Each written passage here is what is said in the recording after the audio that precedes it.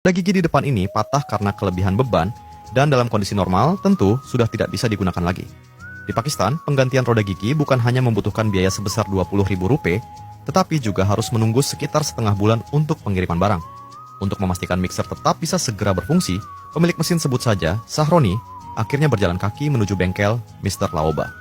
Jika dilakukan perbaikan cepat, sang ahli mematok harga Rp2.000. Namun setelah pemilik melakukan nego, Mr. Laoba malah menaikkannya Rp1.000 lagi.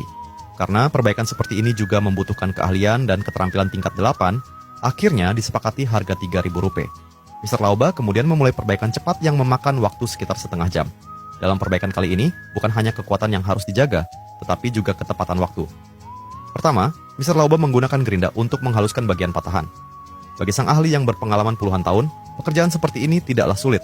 Yang sulit itu membersihkan karat arogansi wakil rakyat yang kemarin sempat menyebut pengkritiknya tolol sedunia. Bekasnya jauh lebih tebal dari logam berkarat. Setelah kedua ujung permukaan patahan dihaluskan, roda gigi kemudian disambungkan kembali dan dibandingkan. Karena proses penggilingan dapat menyebabkan perubahan ukuran, Mr. Laoba menggunakan garis acuan untuk memastikan tingkat kerataan. Dengan cara ini, roda gigi bisa dipasang sementara menggunakan las titik. Meskipun area pengelasan sudah disiapkan, kekuatan sambungan jelas tidak bisa hanya mengandalkan las. Untuk memastikan bagian pusat roda gigi mampu menahan beban, Mr. Laoba membuat tanda garis lurus menggunakan spidol tinta pemilu di kedua ujung patahan, agar bagian dalam bisa dipasangi paku keling. Di bengkel, baja yang bengkok bisa diluruskan, tapi bila watak penguasa yang bengkok, garis raket yang tegas berubah jadi tuntutan pembubaran. Selanjutnya, dengan mesin bor meja, garis tanda tersebut dilubangi untuk menghubungkan kedua sisi secara horizontal. Bagian dalam roda gigi yang tidak bisa dilas akhirnya diperkuat dengan paku keling. Paku keling yang ukurannya sama dengan diameter mata bor dilakukan pemukulan manja menggunakan palu peninggalan zaman Majapahit agar kedua ujung bisa menyatu tanpa kesalahan. Bedanya, palu di sini menyatukan besi, sedangkan palu sidang di gedung seberang seringkali justru memecah suara rakyat. Setelah itu, roda gigi yang sudah menyatu dianggap sebagai satu kesatuan baru. Setelah paku keling terpasang kuat, Mr. Laoba melapisi sambungan menggunakan kawat las berkualitas dengan tingkat kekerasan tinggi.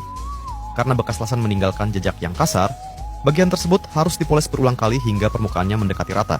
Walau begitu, mesin gerinda tidak mampu mengembalikan kilau asli roda gigi sepenuhnya. Untuk hasil terbaik, roda gigi perlu diproses kembali dengan mesin bubut, guna menghilangkan lapisan karat dan sisa cat. Kalau logam bisa dipoles sampai halus, berbeda dengan mulut sebagian pejabat, kalau dipoles malah makin licin. Meskipun proses ini sedikit mengubah ketebalan roda gigi, selama diameter utama tetap terjaga, fungsi transmisi tidak akan terganggu. Setelah itu, permukaan kembali dihaluskan menggunakan mesin gerinda. Bekas las akhirnya tertutup sepenuhnya. Namun, karena adanya cincin pengatur transmisi di bagian dalam, soket gigi bisa tersumbat. Oleh sebab itu, Mr. Laoba menggunakan borcun untuk perbaikan lebih detail, dan roda gigi tidak lagi bermasalah. Beda dengan roda politik, makin rusak bukannya diperbaiki, malah menantang rakyat yang ingin membubarkannya. Setelah melewati proses panjang ala Mr. Laoba, roda gigi yang mengalami patah kini telah selesai diperbaiki.